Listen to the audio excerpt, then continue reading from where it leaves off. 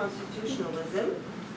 As many of you know, but I think it's still important to be reminded, Professor Gargarella is Professor of Constitutional Theory and Political Philosophy at the University of Buenos Aires and at the University Torquato di Tella, and a senior researcher at CONICET, the National Scientific and Technical Research Council in Argentina. He has authored and edited more than 25 books in English and Spanish on constitutional theory, political philosophy, democracy, and law, with an emphasis on economic and social rights. And his most recent book, published in 2022 with CUP, is called Law as a Conversation Among Equals, and I know a number of us are in the process of reading the book and are extremely enthusiastic about it and recommend it warmly. Professor Gargarella is a unique and powerful voice in the contemporary discussion on constitutional law and democracy.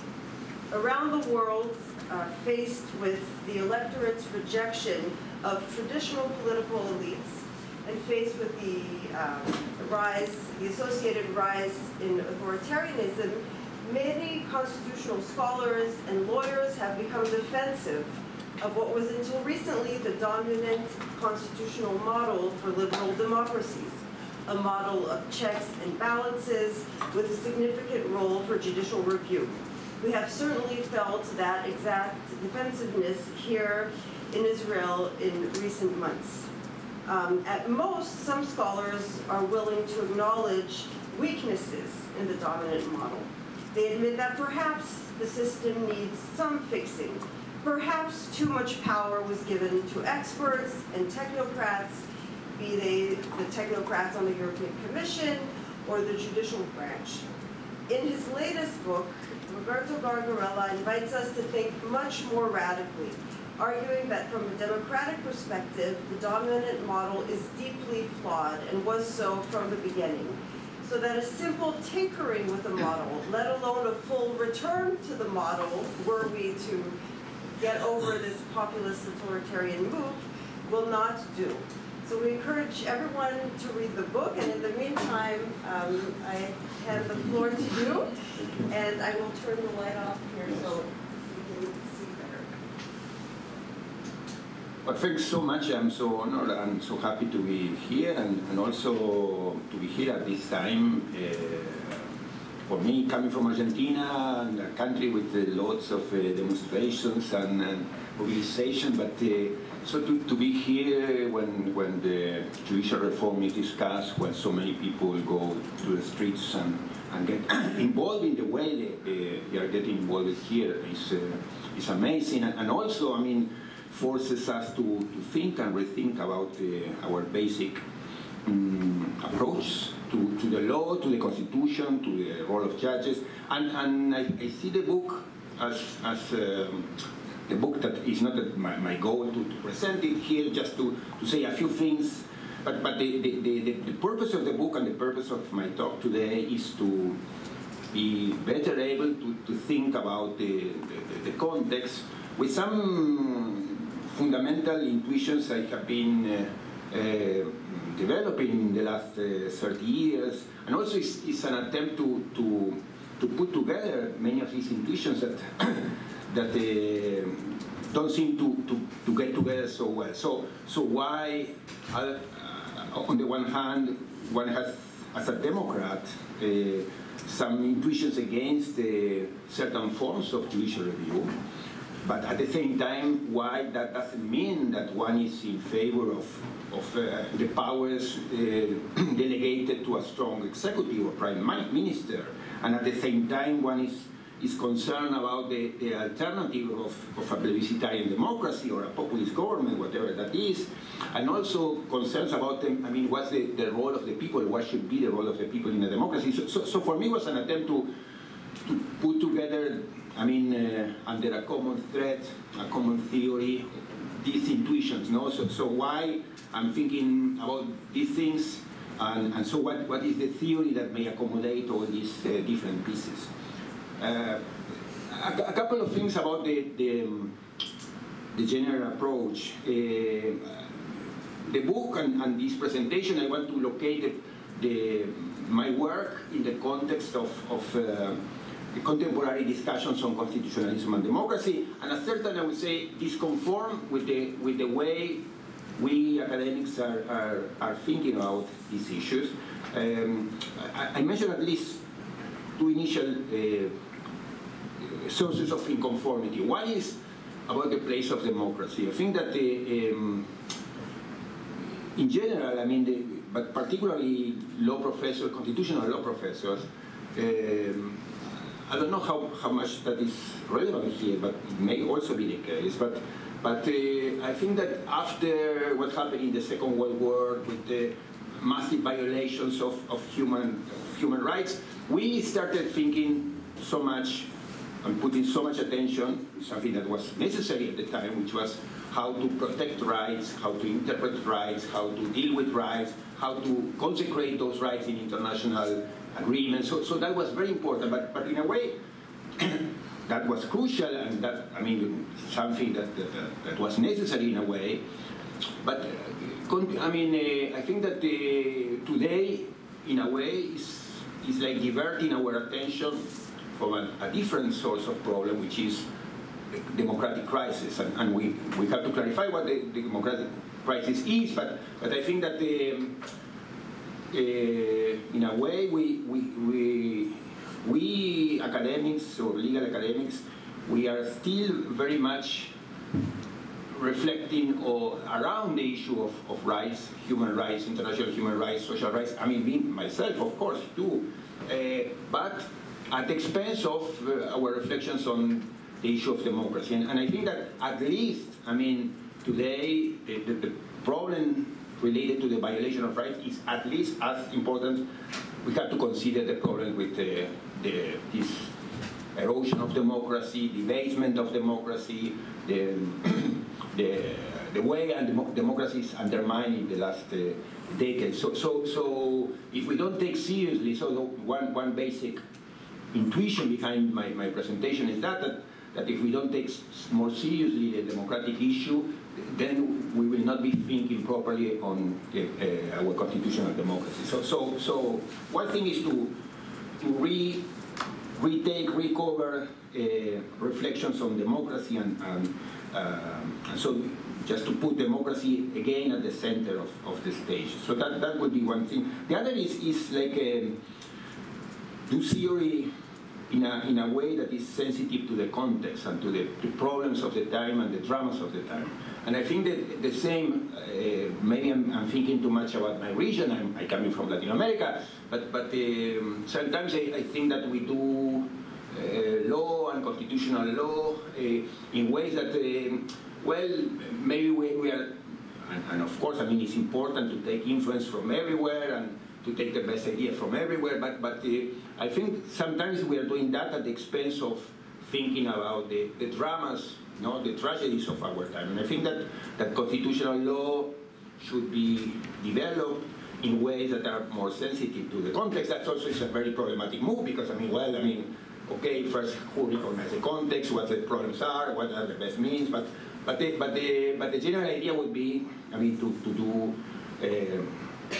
constitutional law in ways that take the context more seriously and put at the center the dramas of the time, the tragedies of the time. So those are things in the background. Then another clarification is about the way I see democracy.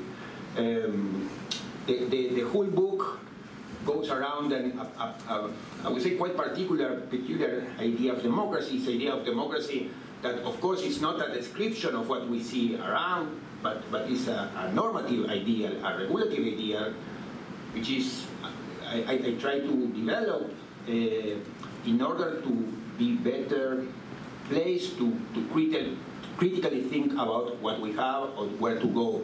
So I'm going to present a view about democracy, but of course this doesn't mean that it's a description of some of the democracies we most appreciate outside. No, it's a regulative idea just to to have a standpoint from where to criticize, from where to think about our actual constitutional systems, constitutional democracies. And so the view of democracy, I can start from there. The view of democracy that I present is within the family of what was called during a long time the ideas of deliberative democracy. You know, my professor Carlos Nino, our friend Owen Fish. I mean, many of them were thinking in those terms, in terms of a deliberative democracy. It's basically the idea that democracy, if it's justified, should be justified in terms of a system that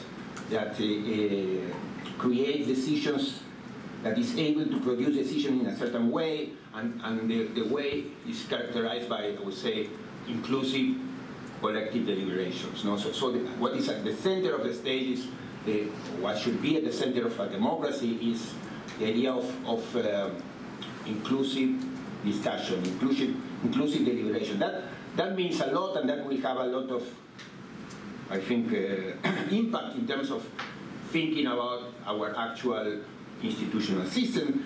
And so again, why to criticize them and where to go.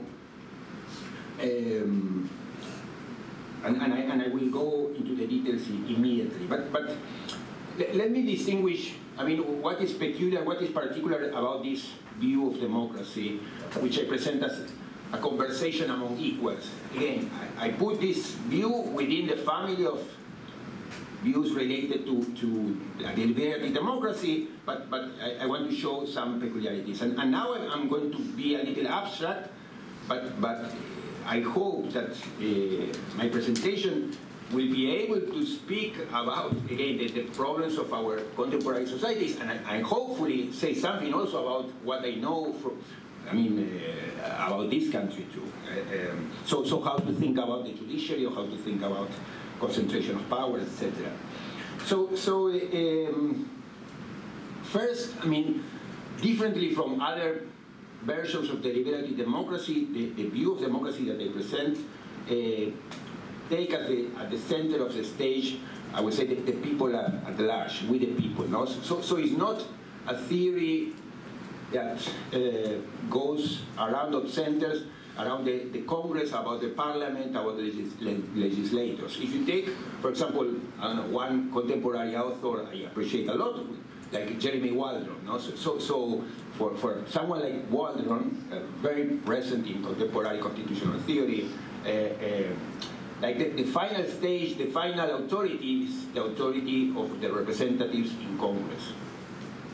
He who developed, as in a way I try to develop, a very critical view about judicial review, but for him the center is and should be the words, the authority of legislators. That's not my case, or that's not the case of my theory. In my view, at least in ideal terms, what is at the center and what should be at the center is we the people. No? So in Habermasian terms, all those potentially affected by a decision. No? So it's we, if we are going to take a decision about, I don't know, how to organize this seminar, and so whether, I don't know, we can smoke or not in class, well, that's something that, if we want to decide democratically, we have to discuss all of us involved in this decision or potentially affected by this decision. So that's the idea, no?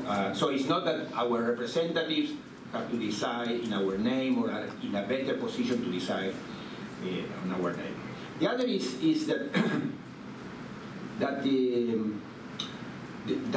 I see that discussion should be around issues of what we could call public morality, no, so not private morality. That's also a super controversial distinction, but for me it's a crucial distinction. Perhaps, to go, a little bit more into the details, I take as a standpoint, or as a crucial starting point, this Millian assumption, John Stuart Mill assumption, saying that every person is the best judge of his or her own interest. So for me, that's the crucial starting point. So regarding how to live our lives, the final authority should be each of us. And then for the same reasons, regarding our life in common is something that we should take collectively and discuss collectively. But both things stem from the same idea. Each person is the best judge of his or her own interest. Nobody better than myself can say how, I process, how I take the decision that the government is about to make. So nobody better than myself to see how much it affected, how much I like it, how much I need it, etc. So for the same reason, because of this, if you want, epistemic claim, issues of public morality should be discussed collectively. Issues of private morality should be decided by each person. This opens a very difficult discussion, but it's a discussion that is problematic for my theory, but also for any other alternative theory. And just to temporarily close that discussion or put this between brackets, I would say that I define private morality, and the distinction between private and public morality, with another polemic idea, which is harm to others. It's also a million ideas. No? So as far as I don't harm you, as far as my actions are not affecting you in a serious way, those are actions which are my private actions, and I are and should be considered the only responsible or the final authority of these decisions. In collective terms, in issues of public morality, by contrast, we should all intervene in the discussions of those. So this, I mentioned this, which, although it takes us, a little bit far or a little bit too abstract, because I think it's important to distinguish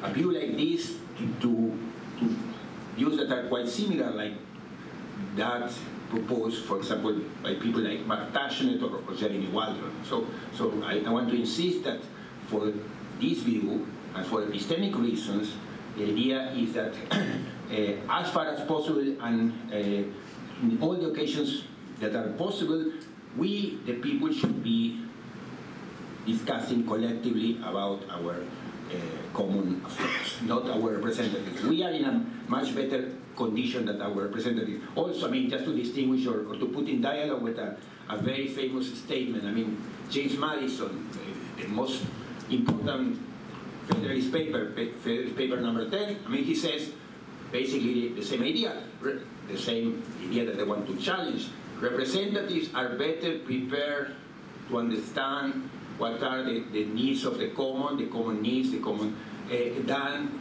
if the people were convoked to those, for those purposes, if the people were themselves, called to decide on those issues. So we should always prefer, said Madison, the voice of the representatives, the decisions by the representatives, and decisions by the people themselves. My view want to challenge that view and reject that view.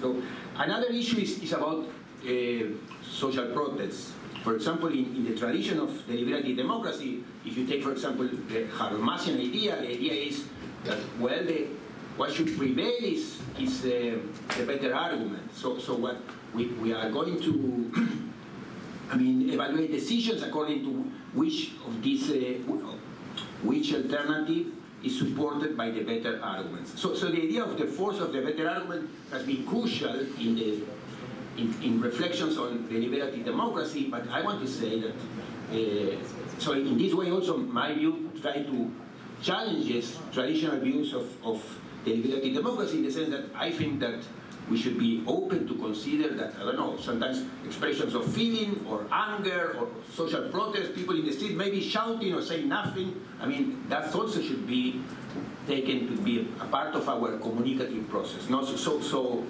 for this view, social protest in principle should be taken as a crucial component of a communicative process, so in a dialogic process. So dialogue is not only about an exchange of arguments among academics or among representatives. Dialogue may also include like feelings, anger, people protesting, people jumping into the streets, and we should take those interventions more seriously than normally we do. What else? No, then I put the emphasis on the conversation more than the debate, just to make it clear that I'm thinking about much less in terms of an academic debate than in a day-by-day conversation. Also, in a day-by-day conversation, every person is and should be taken seriously, even if it doesn't have a law degree or is not a doctorate. You know, just to make an example where I hope to give more attention later, but my country, Argentina, is a disaster in terms of institutional organization. But in the 2018, we had a wonderful public debate on the issue of abortion. And that debate was spectacular, among other reasons because we had the chance to listen to the voices of, I mean, not only human rights professors, international law professors, doctors, but also, I mean, the voices of a woman that was raped when she was 16, or another who had an abortion in very bad conditions. And that, I think, was the greatness of that debate, is that we were able to listen to the voices of very different people, and that, again, in the median terms, we saw how relevant it was to get the voice of each of those affected, even if they were not, I mean, technically prepared, even if they had no law degrees, even many of them had no studies at all. I mean, but it was very crucial for, I mean, for the conversation, not for the public conversation. And then the last point. So of course, I mean, this ideal view. I mean, want to speak about the institutional organization, and of course, and this is a point I now mention because it's relevant for our discussion, but we can go back to that later, that I think in the same way that I think that we, the people, as far as possible, as many times as possible, we should be able to discuss about what matters for us the most, so we citizens, but I understand that we have to take, I mean, in order for this to be possible, we have to take care of the conditions of the public debate. And there, I think, is just to anticipate something that, again, I want that we dedicate more time to that later. But there is where I see an important role for judges, no? Like taking care of safeguarding the conditions of the public debate, the public conversation. No? So making it possible that we develop this collective conversation, no? So safeguarding the conditions of a democratic debate. And there I think there is a crucial role. It's not that they should be the only ones able to decide on those questions, but they should have a crucial role in that, in those issues, no? So basically I am here assuming a peculiar procedural view of judicial review, saying that the judges should, I mean, safeguard the conditions of the public debate rather than trying to replace the substance of what we have decided collectively or politically. So basically that, and now, I mean, that I presented this abstract view about how I understand democracy.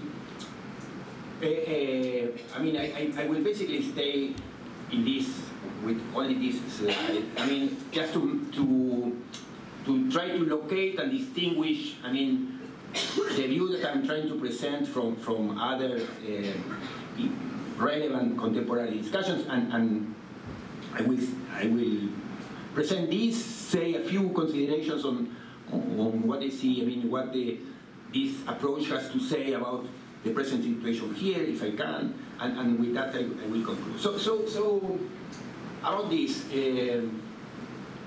no, this doesn't want to be an exhaustive presentation of contemporary discussions on constitutionalism and democracy, but as I said, I feel that there have been, in the last decades, lots of important reflections on this tension. I mean, so how should be, what should be the role of of the people, what the role of democracy should be, how far, I mean, we could go with, I don't know, our collective decisions. And so we have been explicitly or implicitly discussing about those issues, about the tension between constitutionalism and democracy during decades. And so this is just a presentation of some crucial views. Basically, I would be locating my work more or less here, but also in a particular version of this, say, the fourth row. So let me present them. So the first view about how to examine, how to think about the tension, constitutionalism and democracy. So how much role to the judges, how much role to the representatives, how much role to the people, etc. So the first one is, say, the old one I take, the oldest I take. I call it Against Democracy, and the name may be a little misleading, but I mean, for example, it's the name of a more or less recent book by Jason Brennan, so it is not that it's an unfair description of a certain view. So for this view, basically the idea is that democracy has gone too far, and that for different reasons, I mean, democracy needs to be restrained. I think that some of the greatest or the most influential versions of this view were those presented at one point by Joseph Schumpeter in this famous book, Capitalism, Socialism, and Democracy, and even I think in a clear way, and perhaps in a more lucid way, or I don't know, more lucid, but in a very lucid way by Samuel Huntington. So the idea, which was similar to the one presented by Schumpeter, was that, well, that after we got universal suffrage, I mean, the system, the constitutional system is overloaded by popular demands, and the system is just unable to process all those demands. So what is necessary is to restrain them in one way or another.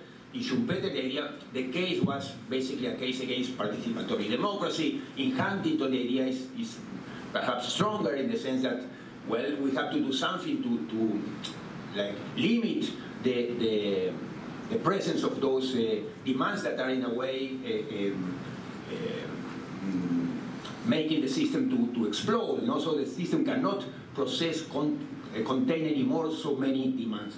And these versions, I mean, have been taken by different people like Brennan. No, this is I would say this school of public choice theory is based on the idea that well, the assumptions are totally just the contrary to the ones I have been presenting here. The idea that people, for different reasons, they tend to get passionate, they tend to reason improperly, they get to be cheap. I mean, they get they follow demagogues, etc., etc. So the idea is to limit, to do what is possible to contain, to restrain that majority view. And I don't want to be unfair. I mean, I am, in a way, I'm also very Dworkinian, but I think that in the origins, I mean, in the Ronald Dworkin's initial books, particularly taken right seriously, I mean, he was having these assumptions that, I mean, in his distinction between, I don't know, rights and goals, and the idea that, well, that judges would take care of rights, while, I mean, politicians would deal with issues of everyday life. But the basic idea was that the important reflection, the crucial reflection, the reflection, as Alexander Bickel would say, about the long-term issues of value, I mean, that reflection had to be in the hands of judges because they were better prepared, better trained to think about those fundamental issues. Then, I mean, after the many criticism he got, I mean, in the last, I don't know, 2 decades or before dying, Dworkin began to, I don't know, to moderate, but to clarify his view, or at least to accommodate his view in line with many of the democratic criticism he was getting. But in the early versions, I mean, and I think these are versions that in a way, I would tend to see, for example, in people like Barak here, for example, I think is this idea that well, judges, because of the training, because of the preparation, because of the isolation they have, they are better prepared to reflect about certain basic fundamental values. No? So this view, I mean, I present that as a view that is quite skeptic about the democracy, and so in the relationship between constitutionalism and democracy, the idea is here that, well, that we should be prepared to allow majoritarian institutions to have a crucial role in the decision of issues of fundamental values, etc. A more contemporary approach, which I call restoring constitutionalism,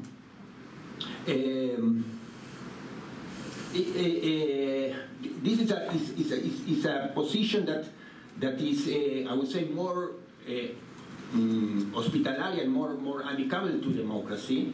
Is a view that is particularly concerned with the problems that, and particularly the crisis that is affecting our constitutional democracies today. So this is, I take for example the example by Tom Ginsburg and Assis Hook in this very famous book, How to Save Constitutional Democracies, and I think that they are thinking about the tension constitutionalism democracy in a different way. It's a way that is more, I would say, productive and more realistic in a way. But I also have problems with this view. This view is particularly concerned about what they call the erosion of our constitutional democracies. In fact, they talk about, as many other people in contemporary doctrine, they talk about their democratic erosion, but in fact they're talking about the erosion of the system of checks and balances, and that is an obvious or is a clear problem of contemporary societies.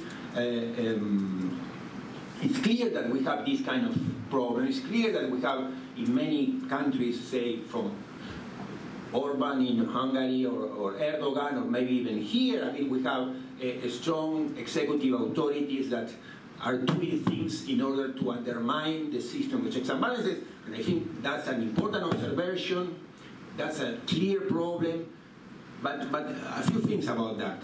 The first is that we shouldn't just overlap or collapse the problems of democracy and the problems of constitutionalism. It's clear that constitutionalism is under stress. It's clear that many strong political leaders are doing what they can in order to undermine the system of controls, the system of checks and balances. It's clear, I would say for many of us, that that's a problem, but that's different from the problems of democracy. So I think that what these authors are saying is important, is crucial, is calling our attention about a contemporary problem that is absolutely relevant. It's a problem that we see here also, in my country too. But I think that there are also shortcomings, or there are problems with this view. One is that, again, the problems of constitutionalism and the problems of democracy are different ones. So, just to say, even if we manage to prevent democratic erosion, even if we manage to restore the system of checks and balances, even if we manage to restore the system of controls, the democratic problem would still be there. No? So the idea that people feel alienated from politics, the idea that people feel detached from the political system, the idea that we see like a political alienation, so the idea of anguish, no? This democratic anguish that we all feel everywhere. So the problem is there. It's a problem regarding our capacities for us as individuals to decide on the issues that matter most for us, or to control our authorities in the way we want. So we lack that capacity. We recognize that we are lacking that capacity, and we have no clear institutional tools for recovering those capacities of decision and control. No? So in that sense, what this view is saying is important. What the problem that they are pointing out is important to recognize. The idea that we are having our system of checks and balances undermined is true, but again, we shouldn't forget about the other problem. And even if we manage to restore this, even if we manage to stop these problems, we still would have, I mean, the democratic problem still there. No? Then I have a third view, which is also, sorry. Oh. No, this is also the title of a book. It's a book by Martin Loughlin. Martin Loughlin is probably the most important contemporary constitutional scholar in England, and also, in a way, he's leading a whole school of academics. I mean, they call themselves the school of like, political constitutionalism.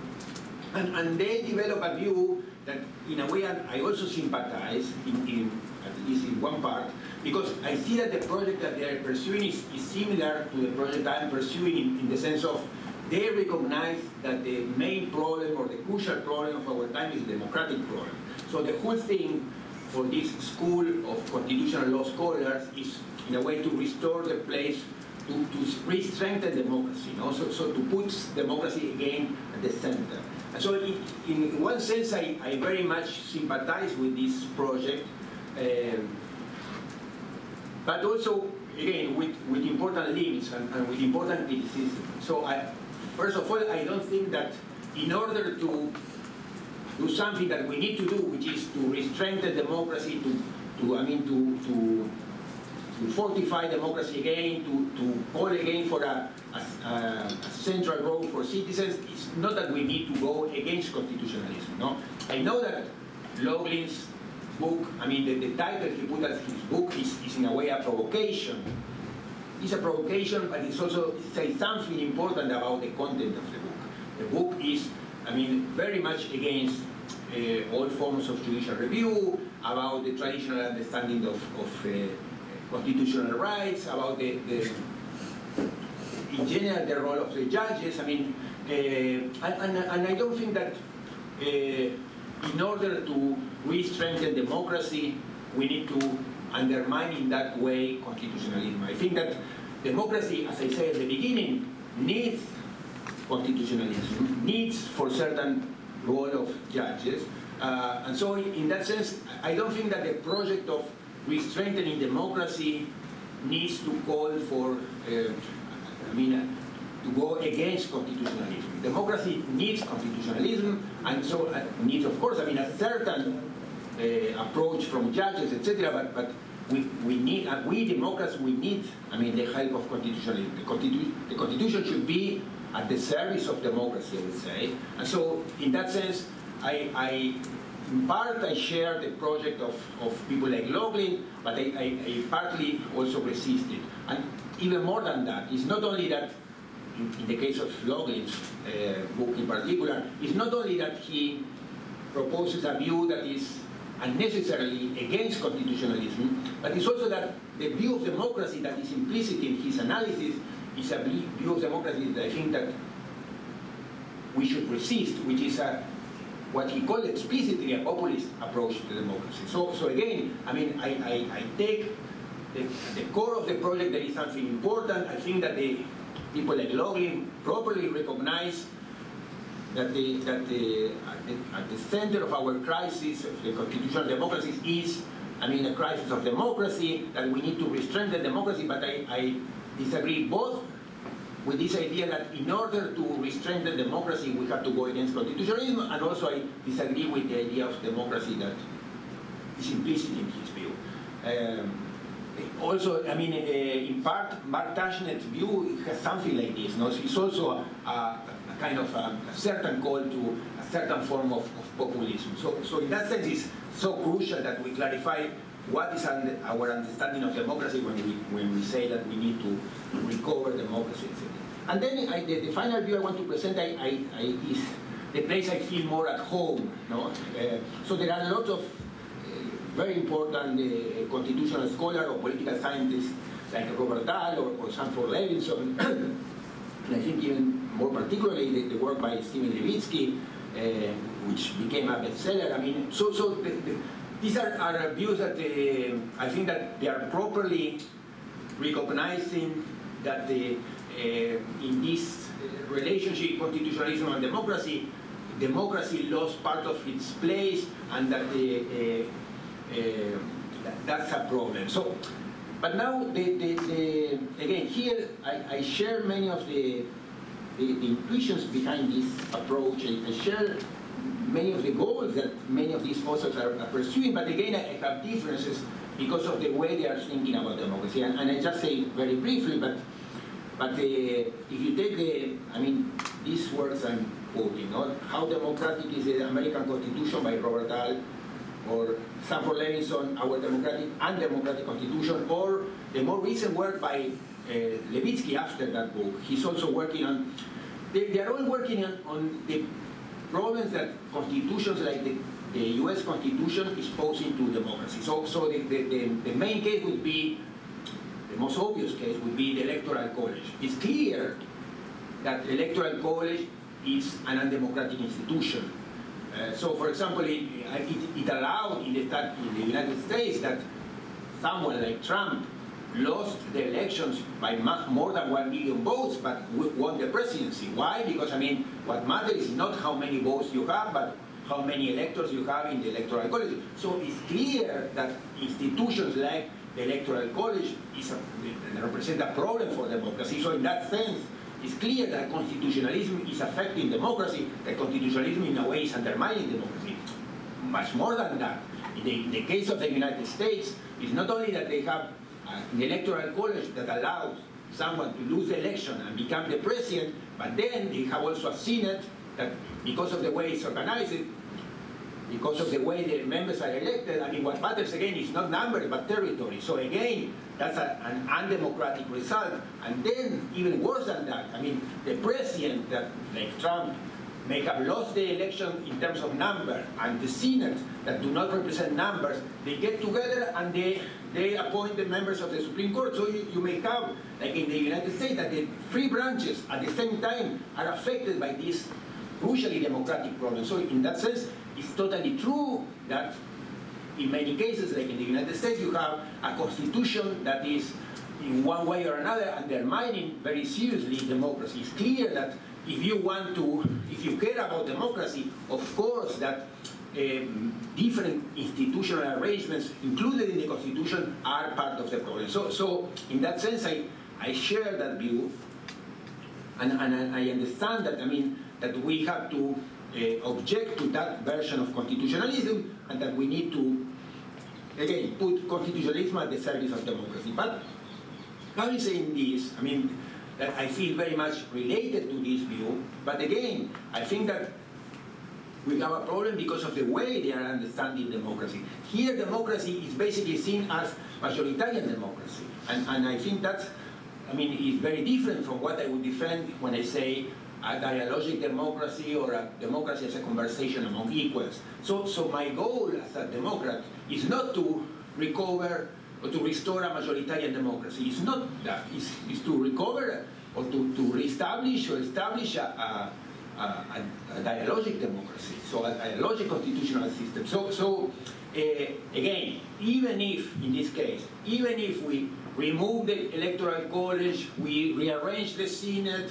we rearrange the way we are appointing judges, that would be totally perfect. That may be even necessary, but it's a different thing to have. It's a different thing to have a deliberative democracy. So all these rearrangements are compatible with not having a process of collective discussion at all. So in that sense, what I wanted to do is to locate, my project in dialogue with all these other versions that are going around.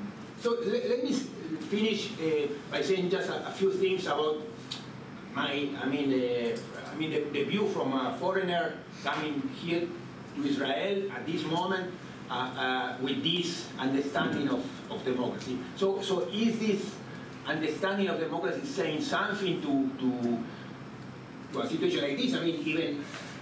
Also begging for your pardon, because I am a foreigner and I really don't understand many of the things. But I think that there are,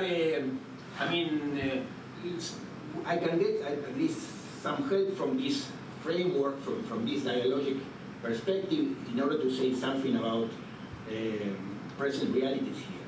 First is that I would say, again, as a foreigner, I tend to sympathize with many of the judicial decisions I see in the record of people like Barak, for example. But at the same time, I mean, it's clear that, or at least it's clear for me, as I mean, knowing what I know, that this jurisprudence has been very much developed with a kind of elitist or aristocratic understanding behind.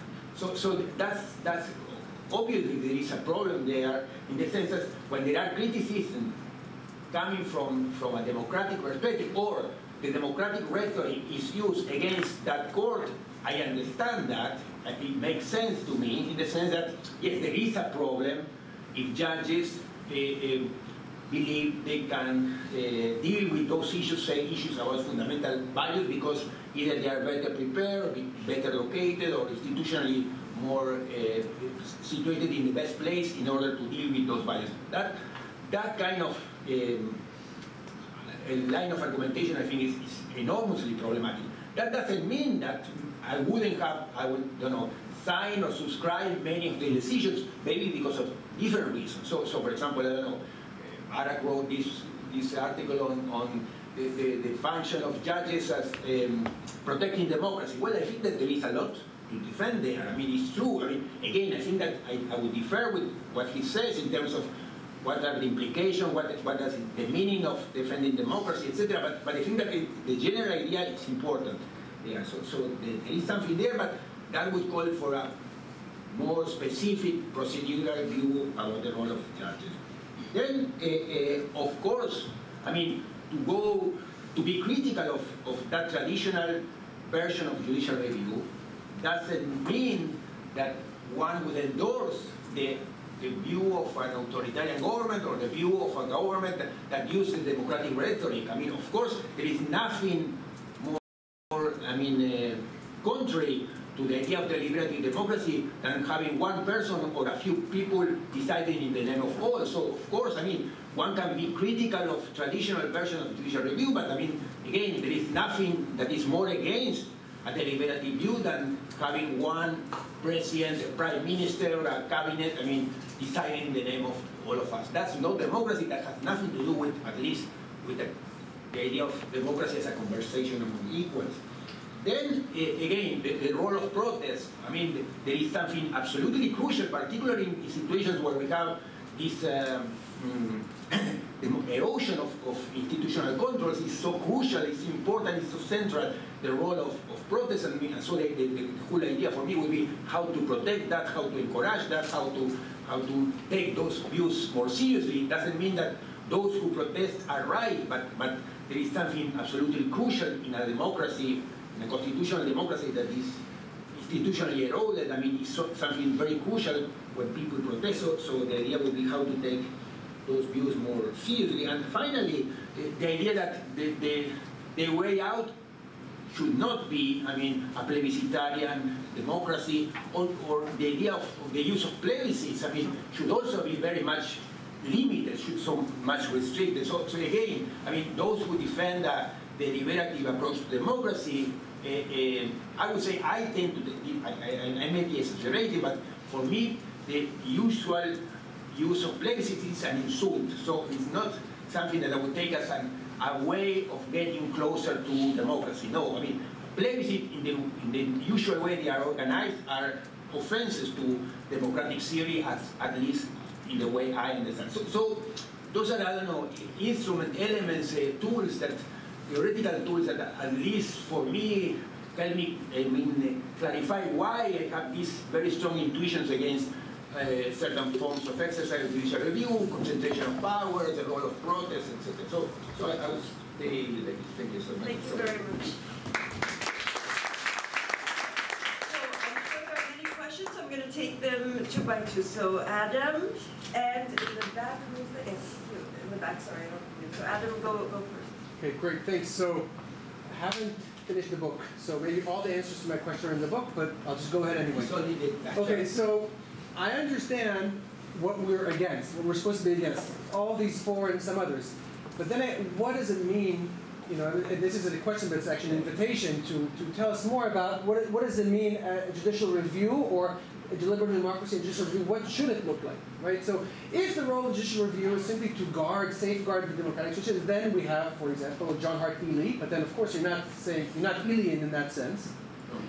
Right, so then what are the institutional implications of the positive institutional implications of what you're saying? Does that mean, for example, we should have more political units? We should pay more attention to local government. We should split up all the units so that we can have effective deliberation, not in the national sense. Does that mean we need to be in favor of weak judicial review instead of strong judicial review? I mean, does that mean we have to design legislation, you know, and so on, so on, so on. So what does that actually mean? And just in the back, yes, sorry.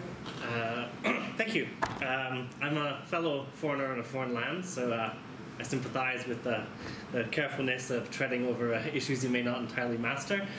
So my understanding is, you said this kind of quickly as if it's a kind of everybody knows that, but in the beginning you talked about the need for constitutionalism, and it's something like something, great terrors in the 20th century, we need constitutionalism. And so there's this idea that it's supposed to be some sort of roadblock, some sort of shield we need. And it seems that to me this raises a dilemma, and if you hear a bit of skepticism in my voice, it's not accidental. So either you tell me it actually can serve as a roadblock, and then it seems like you've got one hell of a historical account to give us, because it seems like every time anyone is seriously committed to overturning the roadblock doesn't work. So the idea that the Third Reich is the consequence of an overly weak Weimar constitution or something like that, or that, you know, the Soviets just didn't respect their own constitution. So it seems like if you're going to say it's going to play an effective role, it seems like they're not very good at doing that. But then once you withdraw this kind of consequentialist argument that it achieves something in the world, then it seems like it's this Kantian, I have no hands, but I'm pure. And then it seems like, well, then what's the point of the damn thing? So either we get real effects, and it seems like there's a really ugly historical argument you might not come out of well, or on the other hand, what's the non-consequentialist argument for it? Why would we need it or want it if it's not that? Thank you. Yes. No, I would the first, both questions are important. The first is, I feel very much close to a procedural view like the one presented by Ely, but I want to say something about that. I think Ely was particularly interesting because, I mean, it's not only that he reconstructed the Warren Court in the procedural approach, but he paid very much attention to context. And I think that's a great exercise, thinking about judicial review, paying attention of the problems of your time. No? So, for example, if you take Ely's view on judicial review, well, the two main missions of judges, one is to protect discrete and insular minorities. Well, that was the problem in the 60s or in the United States. And the idea is, well, I think that's, I mean, when you think, what does it mean for a judge to protect or safeguard the conditions of democracy? Well, be very much aware that in your time, I mean, there are a group of people who are not being able to play the game. So do everything you can in order to, so that would be my approach to that. And actually, I wrote an article about that, how to think about the procedural Elian view today. And I would say we have to think about our own particular dramas. And also, I would distinguish my view from his view in the sense that Ely was assuming, I would call a pluralist view of democracy. So the idea is there are all groups, I mean, fighting each other. And the important thing is that we don't have a monopoly, you know, that one group doesn't take control of everything or expel all the other enemies. But I would say, no, that's not a proper understanding of democracy. What we want is something different, which is not like what the pluralists were assuming. So regarding judicial review, I would say I would go for an Elian view, but I mean related to the contextual problems of our time. No? So in the same way he did, I mean, in order to honor that view, we should think about what are the problems. I mean, here there are obvious, I would say, consequences, but and then in general, so that's about the judiciary, and then about politics.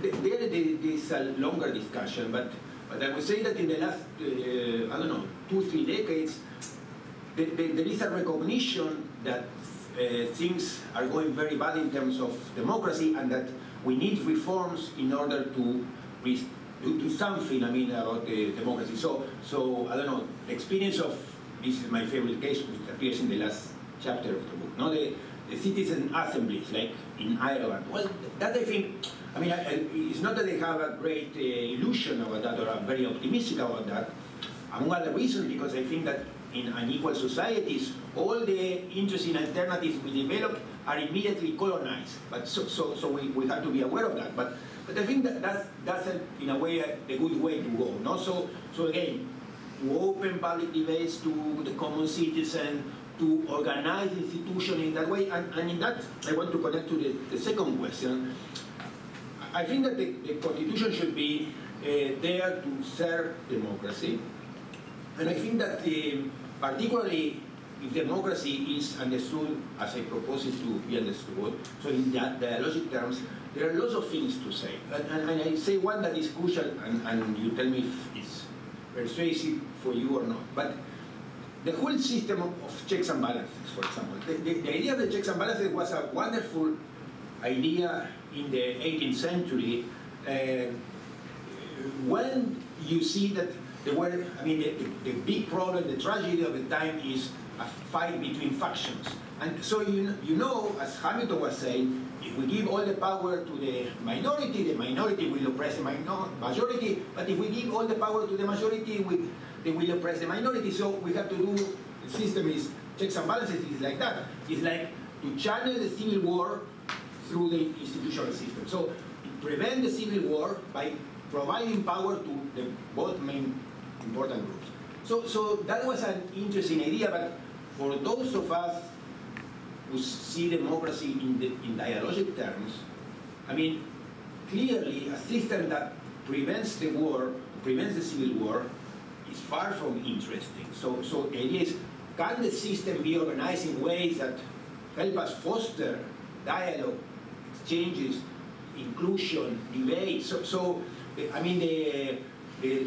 The kind of constitutions we have in the Western world, organized more or less around the US Constitution, are constitutions that have been, I would say, successful, or more or less successful in channeling the civil war, but not in providing the conditions of a collective dialogue. So I would say the Constitution can and should do lots of things for helping us promoting a collective conversation. No? There is a great role to be expected from a constitution, a super important role for a constitution. Yes. Thank you. So I have Ofra, Daphna, Moshe, Hassan, Liora in line. So we'll start with Ofra and Daphna. If anybody else wants to ask, you don't have to decide right now, but you can look at me and raise your hand. So Ofra. So thank you for accepting the invitation to come today first. So I feel like I've been having many conversations with you in my head for years now, both in Liora and my writing about stuff, some things that went in Israel. Even years ago, we kind of looked to your work, and now in thinking about the current moment in Israel, obviously your work comes as very relevant, so it's fun to have you in person. And so I think I have 3 quick questions.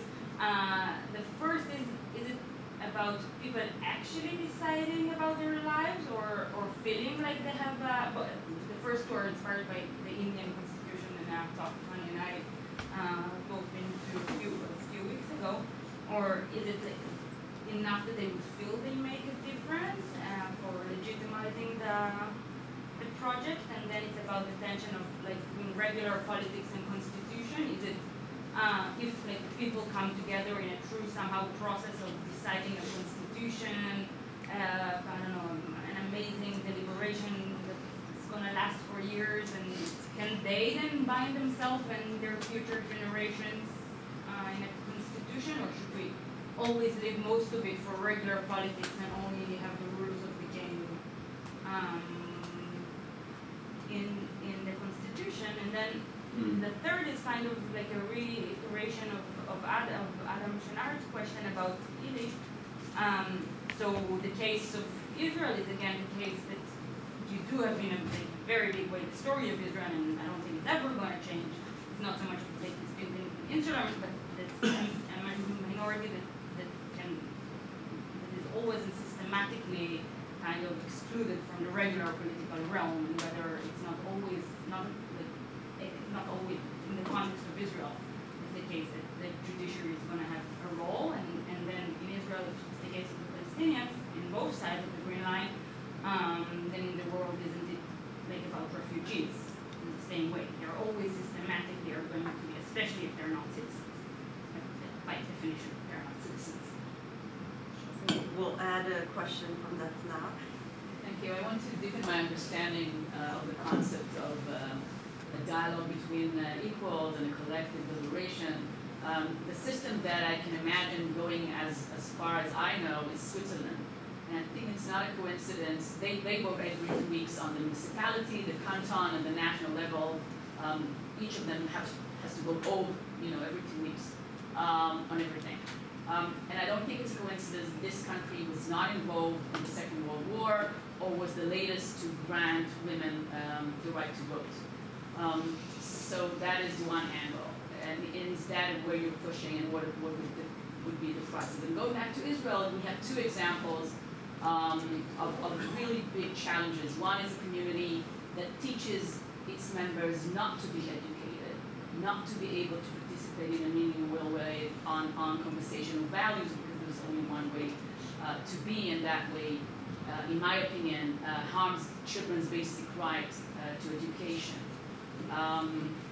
And the second is again more global, and that is the virtual sphere, in which we are getting our knowledge today, and I think creates a huge challenge to the Habermas notion of the city main place in which we discuss things, with all the fake news, all the millions that are poured into brainwash us.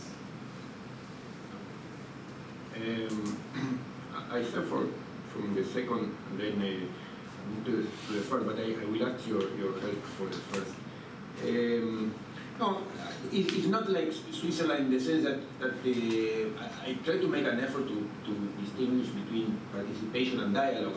And for me, in a proper dialogue, a meaningful dialogue, we need, a very inclusive dialogue, in the sense that we have to do our best effort to have all the different voices included, but that's different from participation. So in many of, for example, we have this very recent and successful story, or sad story, with the Chilean reform constitution, and it was very much militant against, the way it was organized.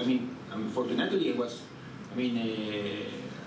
many months before the constitution was put under a referendum, I was very harsh critic of that, because to have a dialogue about something that is complex, that is difficult, is something very difficult than just to call for the participation or a plebiscite or a referendum. And I would say, again, because I'm so much in favor of collective dialogue, I'm very much against that use of plebiscite. So they did it in the name of democracy, but the thing is, again, it's an insult to democracy. So just one line about the Chilean case.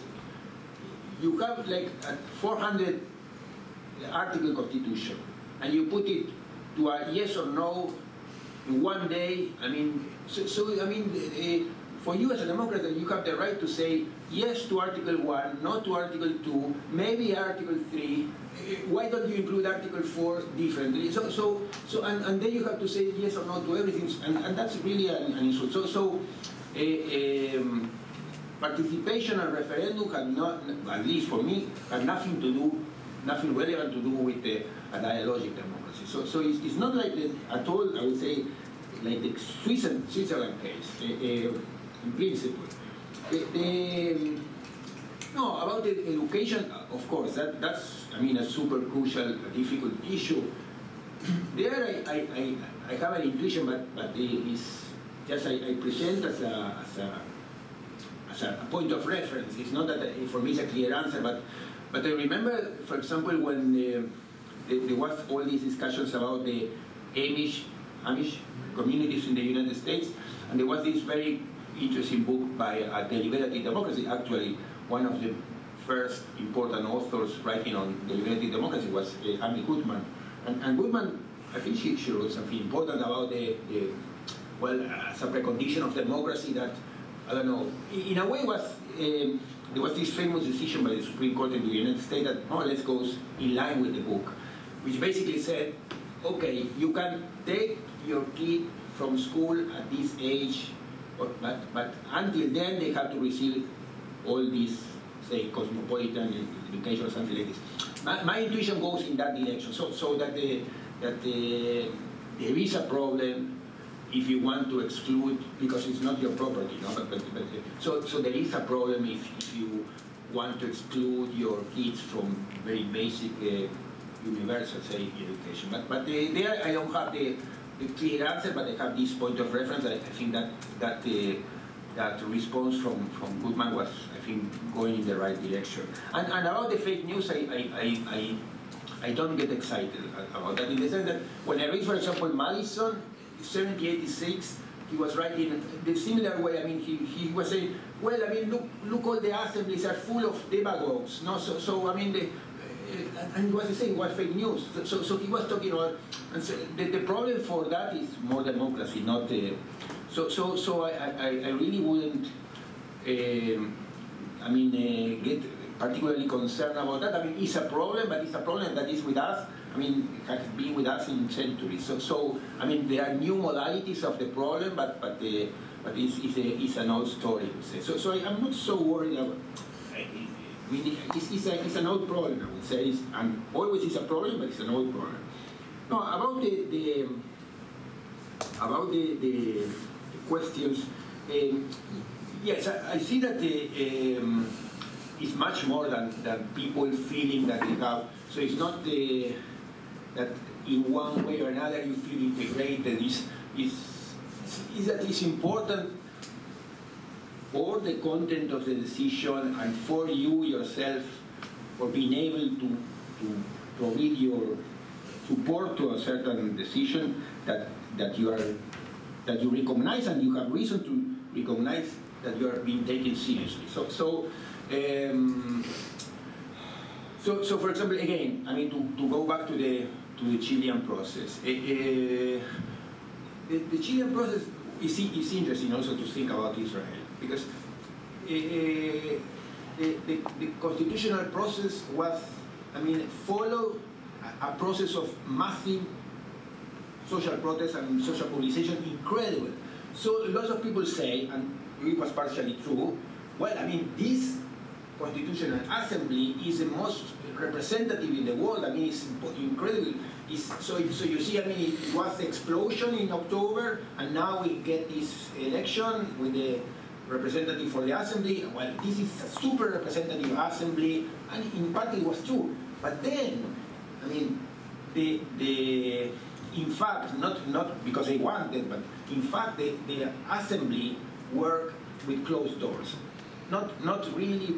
It's not that the doors were shut, but in fact, I mean, nobody participated there. People didn't go to the assembly or the debate because they knew that they wouldn't be taken seriously. So a process that, I mean, in your terms, you could feel, well, I mean, I'm totally represented because, I mean, these people, members of the assembly, they are not just the professional politicians, they are people that came, and it was true, from social movement. That's wonderful in terms of representation. Yes, but the process is what matters. So the most crucial thing for me as a citizen, I'm Argentinian, not Chilean, but for someone as a citizen is that in the process you see that your pupils are taken seriously or that you make a difference. It's not that you lost control of everything and then one day, I mean, they call you to say yes or no to the whole thing. No, I mean, so when we see what happened is that, I mean, this incredibly super representative body, I mean, start working in that way and lost total confidence. So people started feeling very much detached from, and I think there was total reasonably to feel detached. So in that sense, it's not that because in time one you were taking into consideration, now you can go to sleep. No. I mean, if you don't do that, it's not only that. Again, this is an offense to a democratic view, but you are going to lose the legitimacy. The convention is going to lose the legitimacy, and they are going to reject it, and they are going to be right to reject it because they know that they have not been seriously taken into account. So in that sense, I would say that it calls for something more ambitious, but not just because of fun or okay, no, we have to be radical. No, I mean even for your own purpose, if you really care about democratic legitimacy, so don't think that it ends in moment one, in time one. No, so in that sense, constitutional politics and normal politics. Well, it's very important that normal politics, I mean, is democratic. No, so not only the constitution. No? Well, there was the question about the Palestinians and refugees. Yes. Do you want to say something about non-citizens? No, I think that I mean, again, it's a difficult question. I need to think more about that.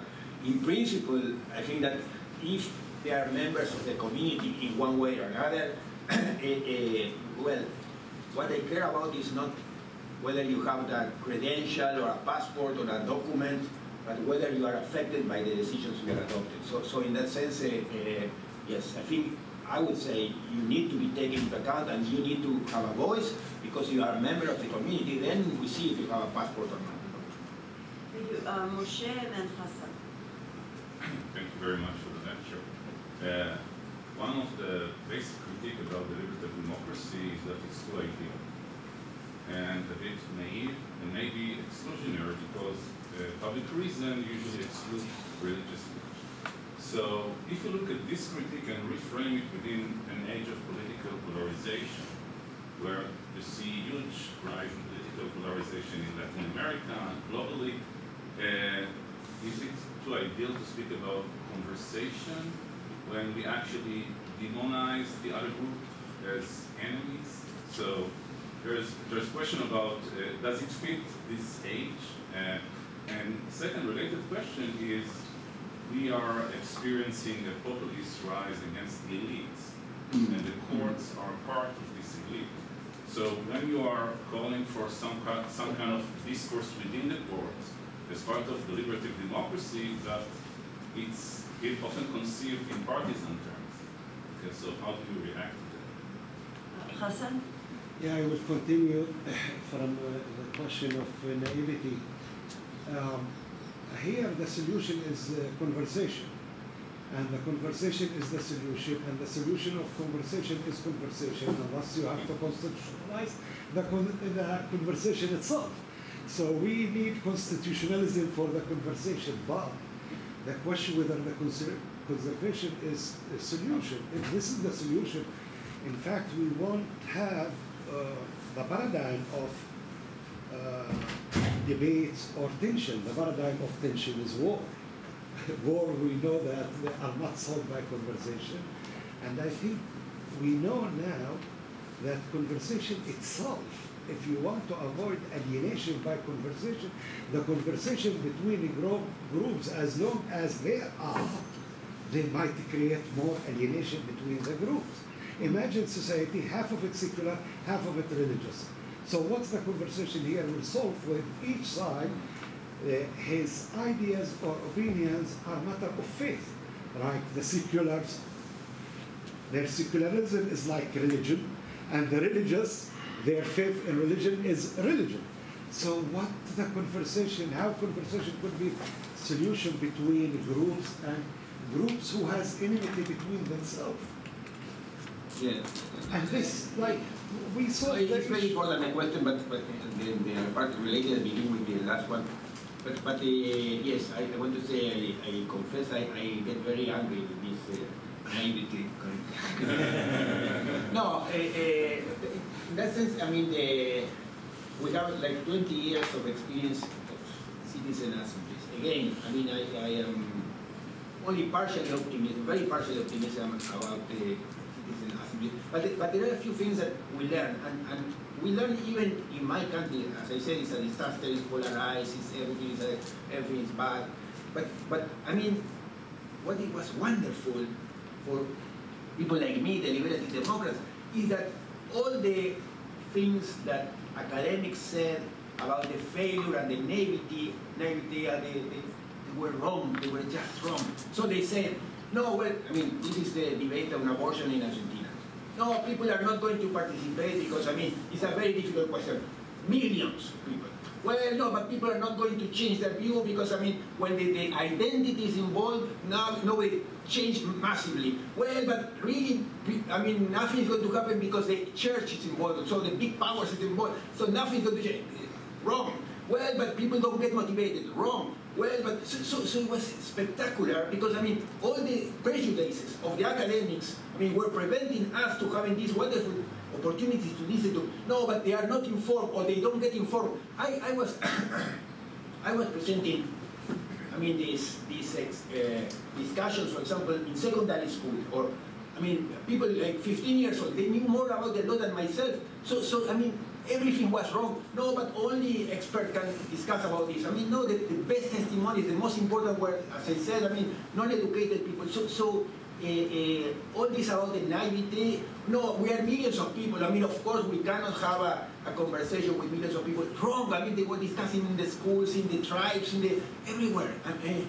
Adam Przeworski, no, people, I mean, these polarized people, I mean, they totally wrong. I mean, no, I mean, this was incredible because in a very polarized society, I mean, so for example, politically we are very much polarized, but here because of the gender issue, for example, I mean, then you got crossed lines. So I mean, many people from the right were together with women, and so many women from the right, there were feminist groups from the right, related to the right, got together with other groups. So everything was wrong about, I mean, all the ideas, I mean, the pre-established idea from academics and political scientists, I mean, they got everything wrong. So I was very, very happy just to say, I mean, all the things you said, we are naive, we don't understand, I mean, we laughed. So that was very, very happy story.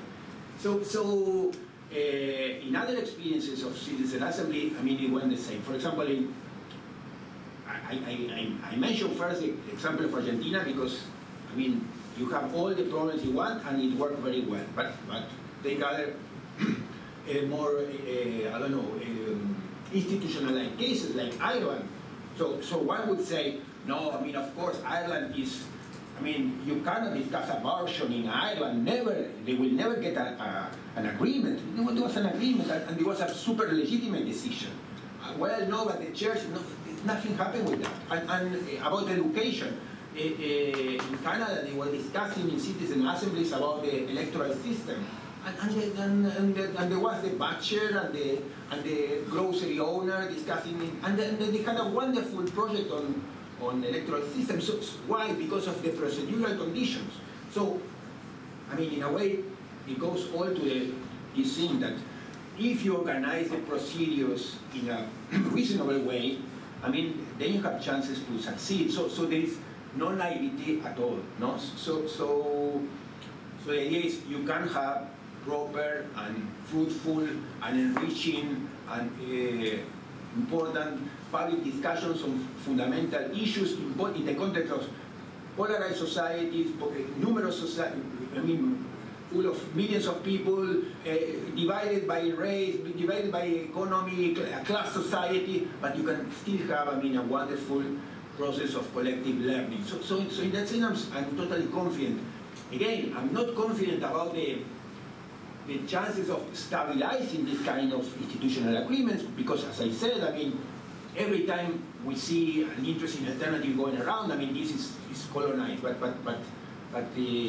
But all the discussions about the naivete and everything that those I resist and I resist. I mean, speaking from the practice, I know and I saw. But about the first question also.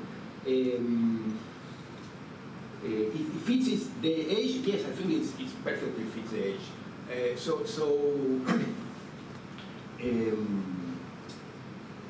When you have a polarized society, I mean, I mean, just to clarify my claims, it's not that I'm coming here with a package of solutions, saying, okay, now organize your society in the deliberative way and everything is going to work well. No, I'm saying... But I asked you to. No, the idea is to have a regulative idea. So can we get closer to that? So, or where should we go? And I would say we should go to arrangements that allow for more different voices, that allow us to get involved. And if not, I mean, you are going to be accused of being naive. Because, I mean, like in the Chilean case, I mean, you think that because in time one you were legitimized and in times two you close the door. I mean, then you lose legitimacy. So my presentation is like the presentation of a regulative ideal.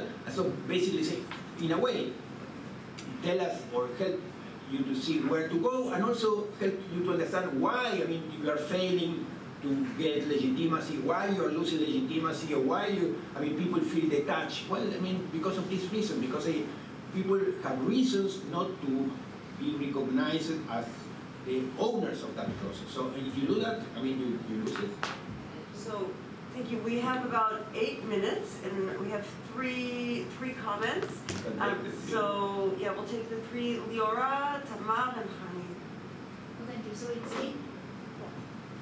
So it continues exactly the point of stabilizing. I was wondering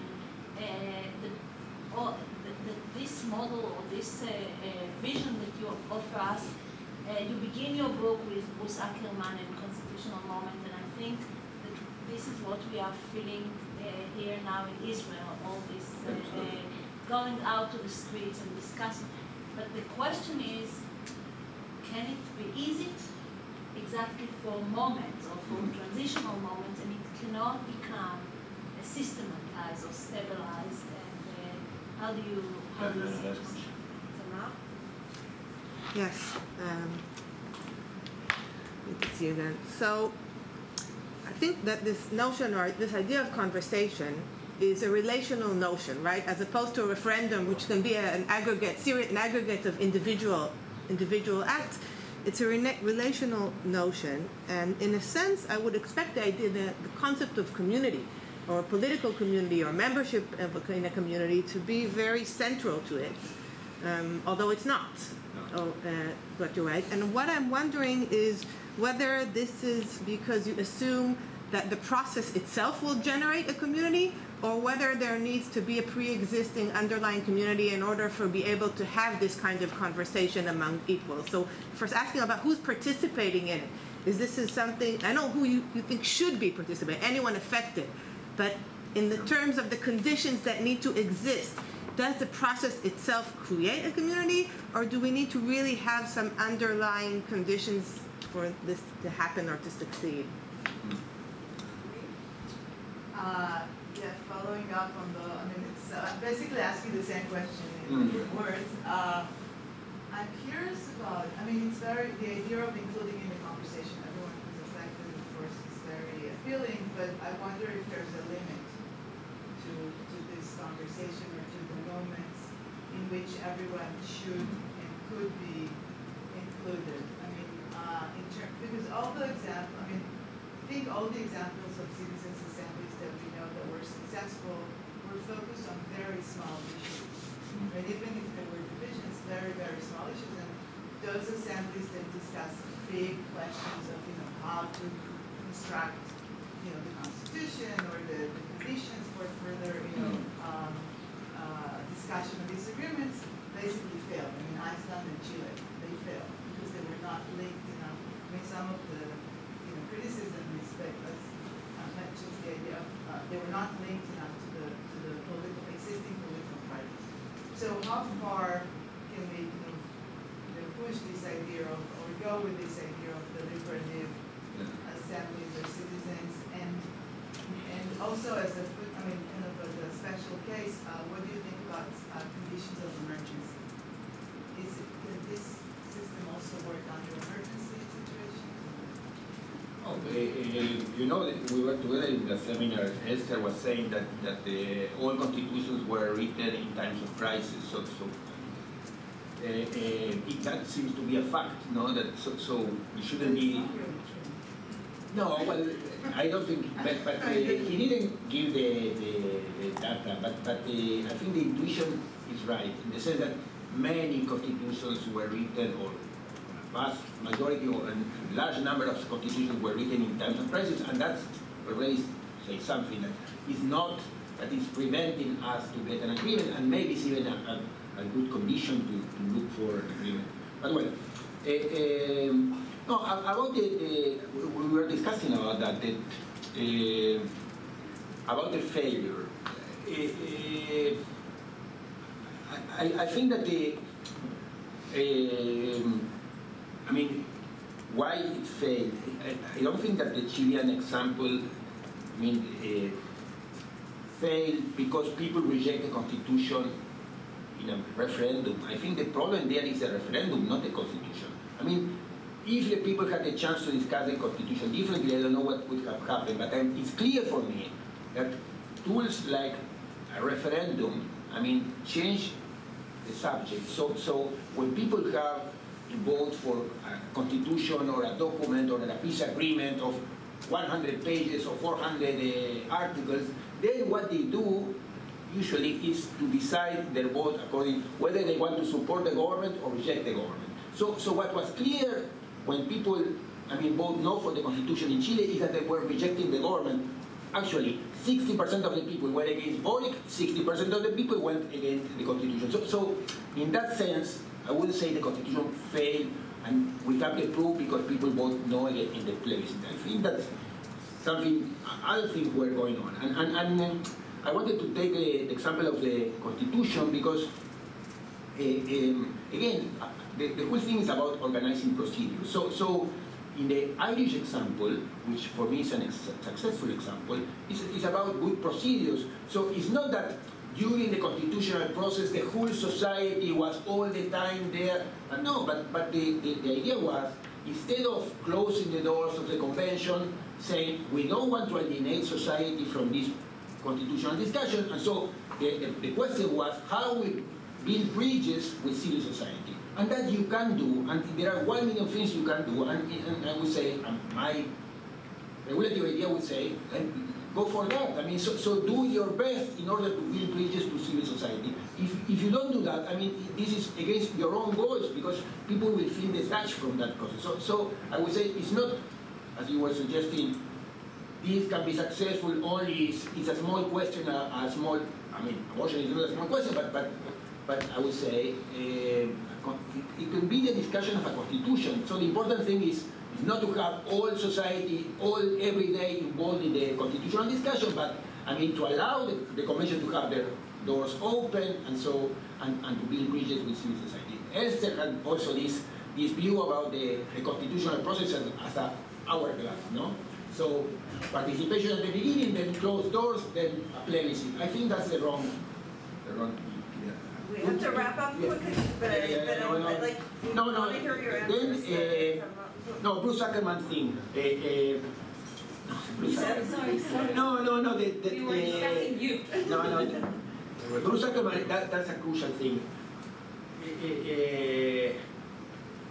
I think, I mean, if there is something like a constitutional moment, this is a constitutional moment. But I mean, if we take seriously, or I mean, the best presentation of best understanding of a constitutional moment is it may take years, and it requires an agreement among different groups and parts that maybe at the beginning they are hating each other, or so I would say, I mean, it's clearly a constitutional moment, and it's a constitutional moment that requires, I mean, to go for an agreement that, I mean, the people who disagree or groups that profoundly disagree or that they have that are deeply, I mean, confrontative views, I mean, that they need to reach an agreement. So a constitutional moment to be successful, it requires years and probably, I mean, a long procedure, which, I mean, requires the different groups that are having, so not one group imposing its own views to the other, but I mean, reaching an agreement. So in that sense, it stabilized. So the beauty of the intuition about the constitutional moment is that you stabilize when you allow the different groups, the different people to understand, I am involved there, this has something to do with me, this agreement reflects my own view. And if you don't manage to do that, I mean, then you are contributing to the failure of the process. So if I have to say something against the Chilean process is, I mean, those who got the legitimation in time one, they thought, well, now it's our time and we impose our views on the other, and that, I think, was a gross mistake. That was a mistake, no? So here I think that I would say one needs to understand and needs to agree with people that maybe one doesn't want to see or doesn't want to speak to, but you have to go to that, not for that. And that may take time, but the political community. No, that's a super crucial point. In that sense, I'm more liberal in the sense that I am assuming more like the force of or the importance of the rules or the procedures. No? But it's not just a formal view, because the only procedures that I think may work from the theoretical point of view and from the practical point of view are procedures that you as a common citizen look at and you think, and you have good reason to think that the procedure is taking your views or the views of your groups into consideration. So it's not that we need to have a common sense of community or that we need to be just one group. That I don't buy, that I don't take. I think that what we need is a procedure that is fair and looks fair, that you, I mean, even from very different perspective, belonging to a very different group, you look at the procedures and see there are reasons to believe that the procedure is going to be fair to my group. It's not that it's prepared to cheat me or to be unfair to my group. So that's what I would say. But the point is super important, and I would like to speak more about that. But the fundamental intuition is that I mean, in the context of multicultural societies, the idea of we need to be a community, a political, that I don't think we need to go back to those communitarian assumptions anymore. Well, thank you very much.